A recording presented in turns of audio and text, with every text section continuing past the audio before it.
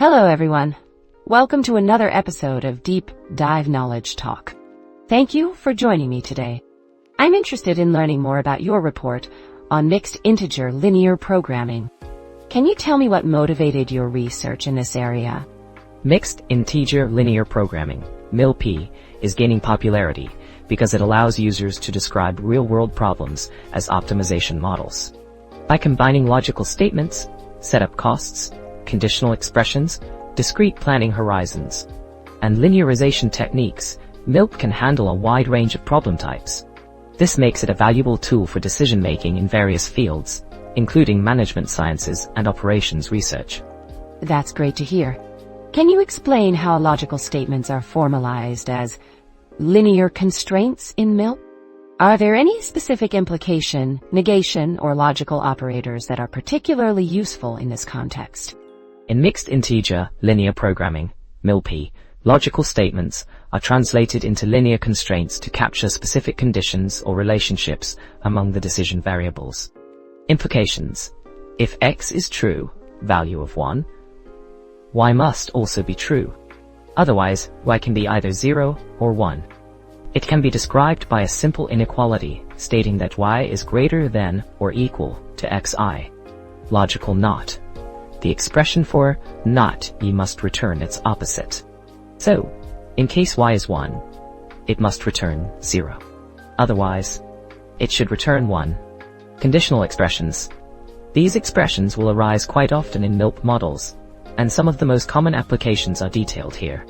Disjunctive rules. If then else. Disjunctive constraints are a series of connected if then constraints. Additional rules ensure that either one or the other is satisfied. Logical and. To compute the logical and, let us introduce a variable z, which is true if both x and y are true. Logical or. Now, to compute the logical or, z must be true if either x or y is true. We must then ensure that it is greater than or equal to each of them, and that it is smaller than their sum. Thank you for the detailed explanation. Can you provide some examples of how these logical constraints have been successfully used in real-world applications of MILP?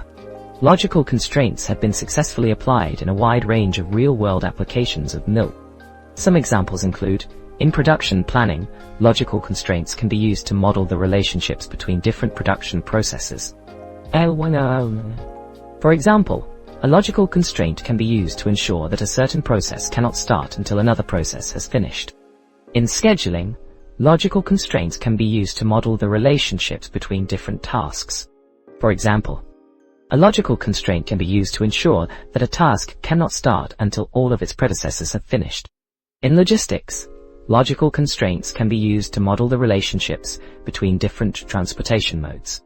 For example, a logical constraint can be used to ensure that a shipment cannot be transported by air if its weight exceeds a certain limit.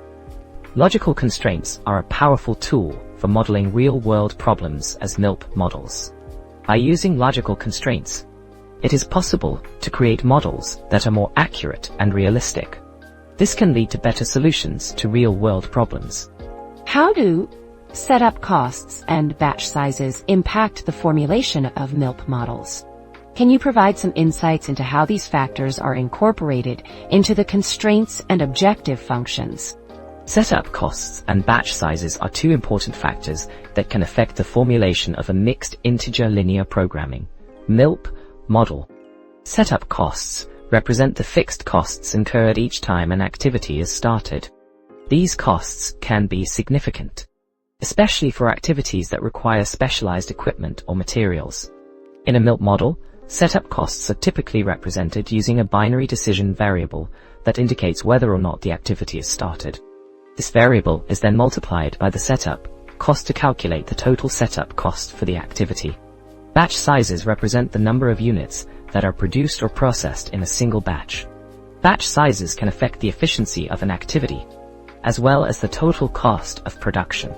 In a MILP model, batch sizes are typically represented using a continuous decision variable that indicates the number of units that are produced or processed in each batch. The following are some of the ways that setup costs and batch sizes can be incorporated into a MILP model. Constraints. Setup costs and batch sizes can be used to create constraints that limit the number of times that an activity can be started, or the number of units that can be produced or processed in a single batch. For example, a constraint could be added to limit the number of times that a machine can be set up per day, or to limit the number of units that can be produced in a single batch to 100. Objective function. Setup costs and batch sizes can be included in the objective function of a MILP model to minimize the total cost of production. For example, the objective function could be to minimize the total setup cost plus the total production cost. By incorporating setup costs and batch sizes into a MILP model, it is possible to optimize the production process and minimize the total cost of production. Can you elaborate on the concept of conditional expressions in MILP and provide examples of how they are used in practice? Conditional expressions in mixed integer linear programming, MILP, allow us to create inequalities that depend on the value of a binary decision variable. This means that we can create constraints that are only active when a certain condition is met. For example, let's say we have a binary decision variable y that indicates whether or not a certain event occurs. We can create a conditional expression that says if y is 1, then x must be greater than or equal to 5. This expression would only be active when y is 1, and it would force the value of x to be at least 5 in that case. Conditional expressions are often used to model real-world problems that involve logical relationships between different variables. For example, we could use a conditional expression to model the fact that a certain task can only be performed if a certain condition is met. To construct a conditional expression in MILP, we use a large value m to represent the big M method. The big M method involves adding a large constant to the constraint when the condition is not met, which makes the constraint non-binding. When the condition is met, the constant is not added, and the constraint becomes binding. Conditional expressions are a powerful tool for modeling real-world problems in MILP. They allow us to create constraints that depend on the value of binary decision variables, which makes it possible to model complex logical relationships between variables. How do disjunctive rules and precedence constraints contribute to the modeling capabilities of MILP? Can you provide some practical examples? Disjunctive rules and precedence constraints are powerful tools that greatly enhance the modeling capabilities of MILP. Let's break down how they work and provide some real-world examples to illustrate their usefulness. Disjunctive rules. Imagine you're planning a schedule for a factory that produces different products.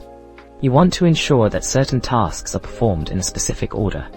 For example, you might have a rule that says, if we're producing product A, then task X must be completed before task Y. To represent this rule in MILP, you can use disjunctive constraints. These constraints create a set of conditions that must be met. In this case, you would create two constraints. If task X is not completed, X equals 0, then task Y cannot be completed, Yj 0. If task X is completed, X equals 1, then task Y can be completed, Yja 1 or Yu each 0. These constraints ensure that the desired order of tasks is maintained. Precedence constraints. Precedence constraints are similar to disjunctive rules, but they are used to enforce a specific order between two tasks. For example, you might have a constraint that says, task A must be completed before task B. To represent this constraint in MILP, you can use a precedence constraint. This constraint simply states that the start time of task B, Y must be greater than or equal to the start time of task A, X, plus the duration of task A, D. Real-world examples. Here are some practical examples of how disjunctive rules and precedence constraints are used in MILP models. Scheduling. Disjunctive rules and precedence constraints are essential for scheduling problems. They allow you to define complex relationships between tasks and ensure that the schedule is feasible and efficient. Logistics. In logistics problems, disjunctive rules and precedence constraints can be used to model the flow of goods through a supply chain. This can help to optimize the routing of trucks and minimize transportation costs. Manufacturing. Disjunctive rules and precedence constraints can be used to model the production process in a factory.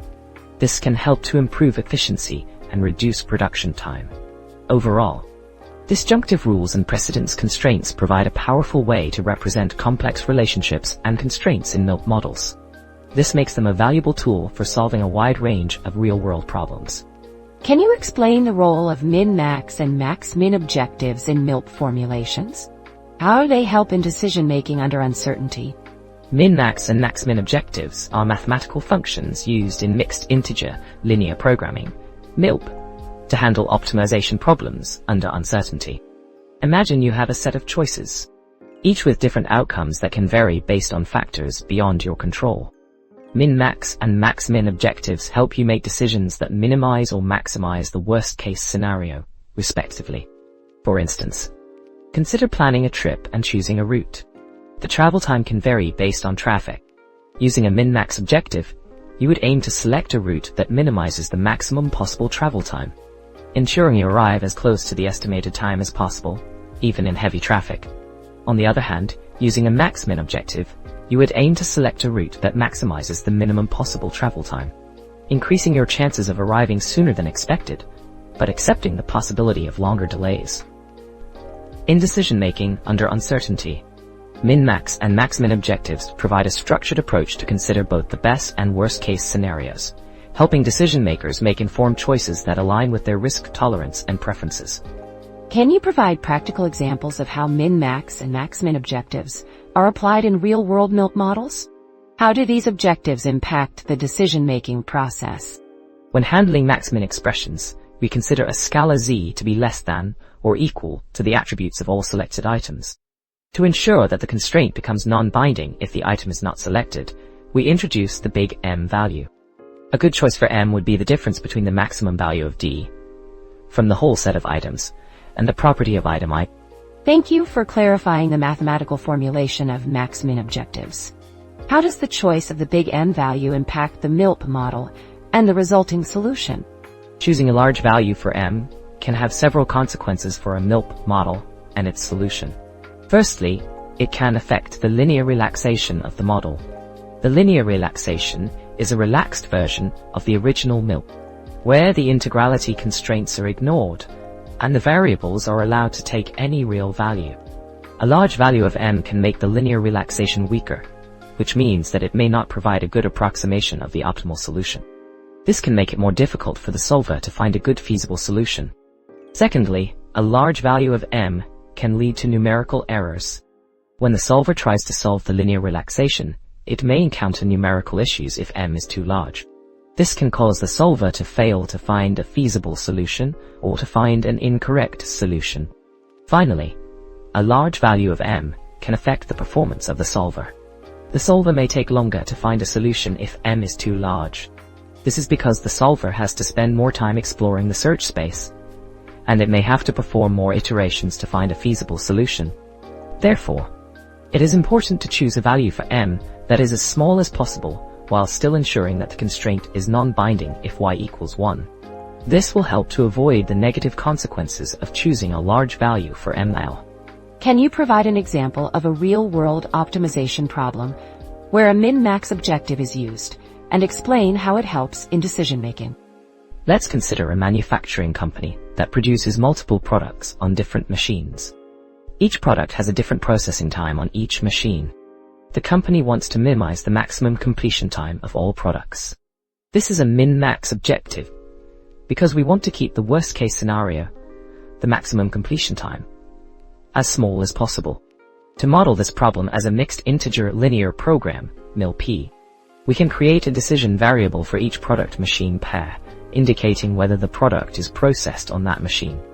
We can also create a decision variable for the maximum completion time.